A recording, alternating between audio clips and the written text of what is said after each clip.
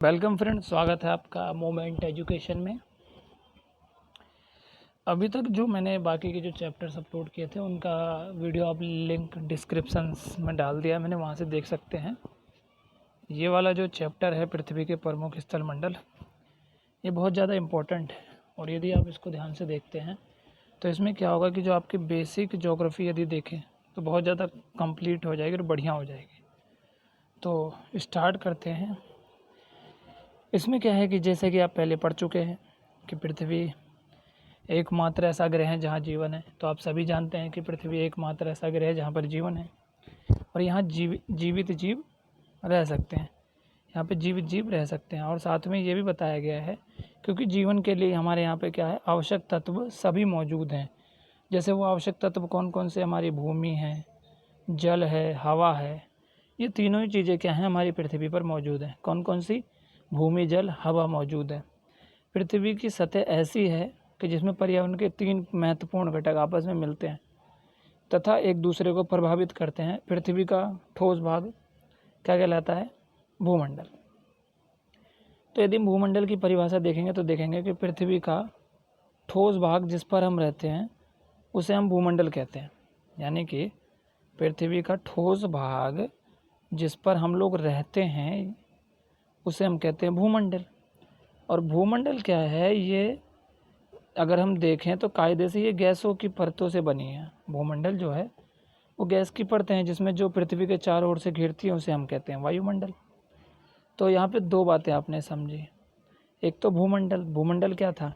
पृथ्वी का ठोस भाग जिस पर हम रहते हैं, और वहीं गैस की एक परत, गैस की परत जो पृथ्वी के चारों ओर से घिरती है उसे हम वायुमंडल कहते हैं। तो 2 चीज़ें आपने समझ ली। अब आगे चलते हैं। अब आगे बात यह कही गई है कि वायुमंडल में क्या है, गैसें हैं कुछ। तो वो कौन कौन सी गैसें हैं? जिसमें आपके ऑक्सीजन है, नाइट्रोजन है, कार्बन डाइऑक्साइड है तथा दूसरी कुछ अन्य गैसें पाई जाती हैं। तो यदि हम देखें कि वायुमंडल में जो है हमारी जो गैसें हैं वो कुछ इस तरीके से हैं। ऑक्सीजन, कार्बन डाइऑक्साइड और ये जो है नाइट्रोजन है। ये हमारी गैसें पाई जाती हैं वायुमंडल में। बाकी कुछ अन्य गैसें भी हैं। फिर आगे क्या है कि पृथ्वी के बहुत बड़े भाग पर जल पाया जाता है जिसे हम जलमंडल कहते हैं। पृथ्वी के बहुत बड़े भाग पर क्या पाया जाता है? जल पाया जाता है, जिसे क्या कहते हैं? जलमंडल कहते हैं। तो अभी आपने यहाँ पे 3 परिभाषाएं देख ली होंगी। पहली परिभाषा भूमंडल जिस पर हम रहते हैं, दूसरी परिभाषा वायुमंडल जो वायु की पृथ्वी के चारों तरफ एक परत है वो, और तीसरा जलमंडल जो पृथ्वी के बहुत बड़े भूभाग पर पाया जाता है जल, उसे कहते हैं जलमंडल। अब जलमंडल में क्या है कि जल सभी अवस्थाओं में मौजूद है। जलमंडल में जो जल है वो सभी अवस्था में, सभी अवस्था का मतलब जैसे बर्फ़, जल और जलवाष्प। बर्फ़ ठोस रूप हो गया, जल तो द्रव अवस्था है और जलवाष्प गैसीय अवस्था हो गई। तो तीनों ही रूपों में क्या है, आपके पास जल यहाँ पे मौजूद है। अब आगे बोला है कि जीवमंडल एक सीमित क्षेत्र है। जीवमंडल, ध्यान रखना, जीवमंडल क्या बोला कि एक सीमित क्षेत्र है जहाँ स्थल, जल, हवा एवं सभी चीज़ें साथ में मिलती है। कहने का मतलब कुछ इस तरीके से बना रहा है कि मान लो ये आपका वायुमंडल है एक तरीके से अलग, और ये जलमंडल है, फिर ये स्थलमंडल, और तीनों का जो मिक्स भाग है उसे बोला है जीवमंडल। अब एक इधर कुछ पॉइंट हैं, इसको देखना ज़रूरी है। जिसमें ये बोला है कि ग्रीक भाषा में लिथास का अर्थ होता है पत्थर और एटामस का अर्थ होता है वाष्प या हुडर। तो जल, बायोस का अर्थ होता है जीवन। तो कुछ पॉइंट्स हैं, इनको एक बार देख लेना, समझ में आ जाएगा। आगे चलते हैं भूमंडल के बारे में। तो भूमंडल में क्या बोला है कि भूमंडल क्या होता है। तो ऊपर ही आपने देख लिया था कि पृथ्वी के ठोस भाग को भूमंडल कहते हैं। यानी कि पृथ्वी का जो ठोस भाग होता है उसे हम भूमंडल कहते हैं। और ये क्या है, ये भूपर्पटी की चट्टानों तथा मिट्टी की पतली परतों का बना हुआ है। जो हमारा ठोस भाग भूमंडल है ये भूपर्पटी की चट्टानों तथा मिट्टी की पतली परतों का बना हुआ है। बेसिकली आपने अगर देखा होगा कि पृथ्वी को 3 परतों में डिवाइड किया गया है, 1, 2 और सबसे ऊपर ये 3। तो जो सबसे ऊपरी परत है उसे भूपर्पटी कहा गया है, फिर बीच वाली को मेंटल और अंदर वाली को करोड़ कहा गया है। तो इसमें यह बोला है कि जो सबसे ऊपरी परत है भूपर्पटी, ये चट्टानों तथा मिट्टी की पतली परतों का बना हुआ है जिसमें जीवों के लिए पोषक तत्व होते हैं। किसमें? भूमंडल में। बाकी बोला है कि पृथ्वी की सतह में 2 मुख्य भागों में बांट सकते हैं, यानी कि जो पृथ्वी की सतह है उसको 2 मुख्य में बांट सकते हैं। एक तो बड़े स्थलीय भूभाग जिसको महाद्वीप कहते हैं, बड़े स्थलीय भूभाग जिसे महाद्वीप कहते हैं, और दूसरा ऐसे ही बड़े जलाशय जिसे महासागरीय बेसिन के नाम से जाना जाता है। तो किन 2 भागों में भूमंडल को बांट सकते हैं पृथ्वी की सतह को? तो वह है आपका महाद्वीप और महासागरीय बेसिन में बांट सकते हैं। अब आगे चलते हैं। अब क्या बोला कि विश्व के सभी महासागर आपस में एक दूसरे से जुड़े हुए हैं। चित्र 5.1 में देखना है, अभी देखेंगे। और ये भी बोला कि क्या सभी स्थलीय भूभाग एक दूसरे से जुड़े हैं, तो ये आगे के क्लासेस में आप देखेंगे। अभी बस इतना देखिए कि समुद्री जल का सभी जगह समान होता है और स्थल की ऊंचाई को समुद्र तल से मापा जाता है। ये पॉइंट आपको समझना ज़रूरी है कि समुद्री जल का जो तल है वो सभी जगह समान होता है। तल का मतलब जैसे मान लो ये समुद्र बह रहा है तो ये लगभग हर जगह ना समान रहेगा, इस बात को आपने ध्यान रखना है। और जो स्थल की ऊंचाई होती है वो समुद्र तल से ही मापी जाती है, जिसको हम शून्य लेके चलते हैं। यानी कि जो स्थल की ऊंचाई है हम उसको समुद्र तल से ही नापते हैं, और जिसकी ऊंचाई हम क्या लेके चलते हैं? शून्य। इस बात का भी ध्यान रखना है। अब ये हमारा जो डायग्राम दे रखा है तो ये मैंने कुछ ज़्यादा ही बड़ा कर रखा है, अपनी बुक में देख लीजिएगा, छोटा कर देता हूँ शायद समझ में आ जाए। तो यदि देखेंगे इसमें हमें महासागर दिखाए गए, ये महासागर इधर, महासागर इधर, महासागर ये सब। तो ये बोल रहा है कि किस तरीके से, देखना ये ऊपर उधर भी जाएंगे तो किस तरीके से क्या महासागर सारे आपस में क्या जुड़े हुए हैं। तो इस बात को समझ लेना आप। बाकी आगे चलते हैं। उसने बोला कि जो विश्व का सबसे ऊंचा शिखर है माउंट एवरेस्ट, तो पहली बात तो समझ लो कि जो माउंट एवरेस्ट है वो नेपाल में है। तो विश्व का सबसे ऊंचा शिखर जो माउंट एवरेस्ट है वो समुद्र तल से कितना है? 8,848 मीटर। वैसे तो अब ये 50 हो चुका है क्योंकि ऊंचाई थोड़ी बढ़ गई है, 8,850 मीटर हो चुका है। पर जैसा कि एनसीईआरटी बता रही है तो इतना ध्यान रखना कि विश्व का सबसे ऊंचा शिखर क्या है? माउंट एवरेस्ट, जो कि समुद्र तल से है। कितना है? 8,848 मीटर। और विश्व का सबसे गहरा भाग प्रशांत महासागर मेरियाना गर्त है। तो 2 बेसिक चीज़ें आपने याद करनी है कि विश्व का सबसे ऊंचा शिखर कौन सा है? माउंट एवरेस्ट, जिसकी ऊंचाई है 8,848 मीटर। और सबसे गहरा भाग है मेरियाना गर्त, कहाँ है? प्रशांत महासागर में। और गहराई कितनी है? 11,022 मीटर है। इस बात को ध्यान रखना है। अब आगे चलते हैं, महाद्वीपों के बारे में बात करते हैं। तो पृथ्वी पर 7 महाद्वीप हैं।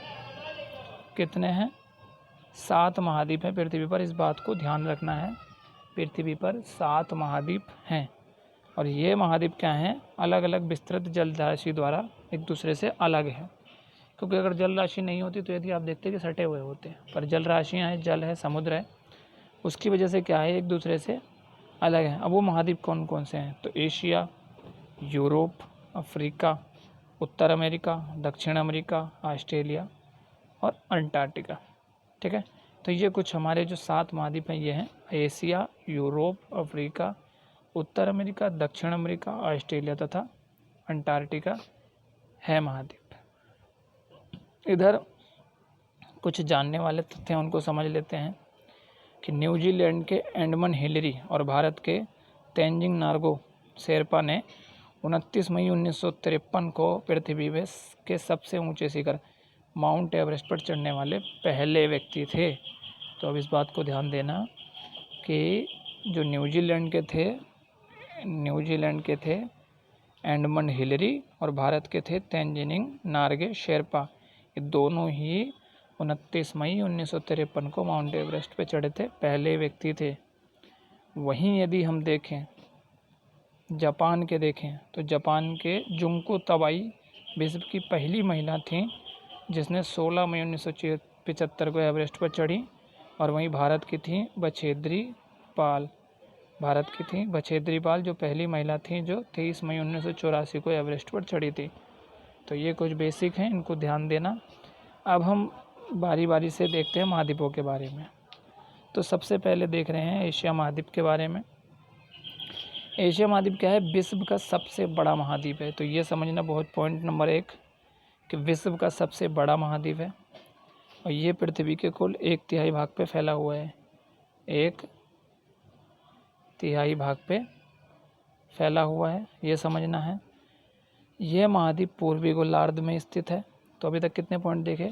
विश्व का सबसे बड़ा महाद्वीप है, पृथ्वी के 1/3 भाग पे फैला हुआ है, ये महाद्वीप पूर्वी गोलार्ध में स्थित है और कर्क रेखा इस महाद्वीप से होकर गुजरती है।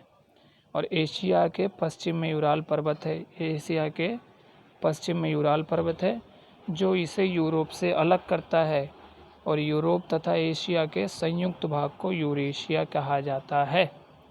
तो ये सारे पॉइंट आपने ध्यान देने हैं। तो एक बार दोबारा बता देता हूँ। पहला क्या होगा? एशिया विश्व का सबसे बड़ा महाद्वीप है।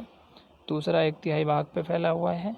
फिर पूर्वी गोलार्ध में है, ये कर्क रेखा इस महाद्वीप से होकर गुजरती है। इसके पश्चिम में यूराल पर्वत है और इसके जो संयुक्त भाग है यानी कि यूरोप और एशिया का संयुक्त जोड़, उसे यूरेशिया कहते हैं। अब आगे चलते हैं यूरोप महाद्वीप पे। यूरोप महाद्वीप एशिया से बहुत छोटा है। यह महाद्वीप एशिया के पश्चिम में स्थित है। आर्कटिक वृत्त इससे होकर गुजरता है। ये 3 तरफ से जल से घिरा है। बस इसमें 2 पॉइंट याद रखने लायक हैं। पहला तो आर्कटिक वृत्त इससे होकर गुजरता है और ये 3 तरफ से जल से घिरा हुआ है। 2 पॉइंट याद रखने हैं। फिर है अफ्रीका महाद्वीप। तो अफ्रीका महाद्वीप विश्व का दूसरा बड़ा महाद्वीप है, ऐसे याद करना है। विश्व का दूसरा बड़ा महाद्वीप अफ्रीका है। उसके बाद विषुवत वृत्त या 0 डिग्री अक्षांश इस महाद्वीप के लगभग मध्य से होकर गुजरता है। यानी कि अगर मान लो इस तरीके से है तो बीच से इसके गुजरता है क्या? 0 डिग्री अक्षांश इस महाद्वीप के लगभग बीच से होकर गुजरता है। उसके बाद क्या है? अफ्रीका का बहुत बड़ा भाग उत्तरी गोलार्ध में स्थित है और ये एक ऐसा महाद्वीप है जिससे कर्क, विषुवत और मकर रेखा तीनों ही गुजरती हैं। ये बहुत इम्पोर्टेंट है।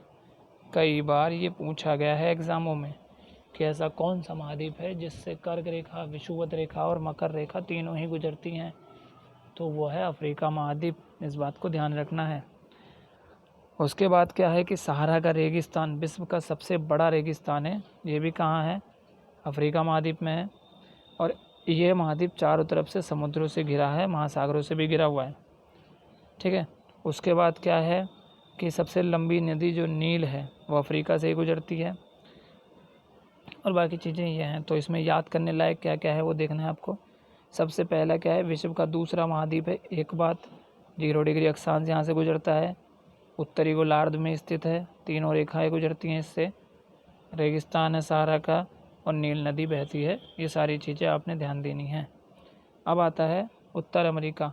तो तीसरा महाद्वीप है। तो सबसे बड़ा आपने पढ़ा था एशिया, फिर पढ़ा अफ्रीका और अब क्या पढ़ा? उत्तरी अमेरिका। तो UA कर देता हूँ, उत्तरी अमेरिका।